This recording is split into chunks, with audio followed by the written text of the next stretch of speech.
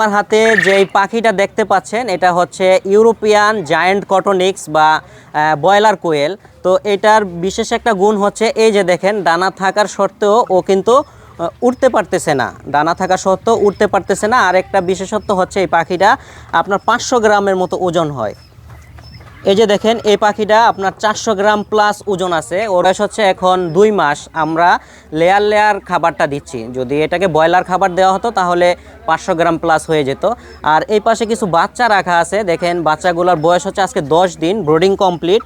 এই যে দেখেন একটা বাচ্চার ওজন প্রায় 93 গ্রামের মতো বা 100 গ্রামের কাছাকাছি। তো নর্মালি যে কোয়েল পাখিটা হয় জাপানি বা হাইব্রিড, ওইগুলো একটা প্রাপ্তবয়স্ক পাখির ওজনই হয় হচ্ছে 120 গ্রাম বা 150 গ্রাম। আর আমাদের এইটার 10 দিন বয়সের একটা পাখির ওজনই আপনার প্রায় 100 গ্রাম হচ্ছে। তো এটা ডিম বা মাংসের জন্য আশা করি বাংলাদেশে ভালো একটা অবস্থান নিয়ে দাঁড়াবে। আমরা অল্প সংখ্যক পাখি নিয়ে কাজ করতেছি, ইনশাল্লাহ আমাদের জন্য দোয়া করবেন।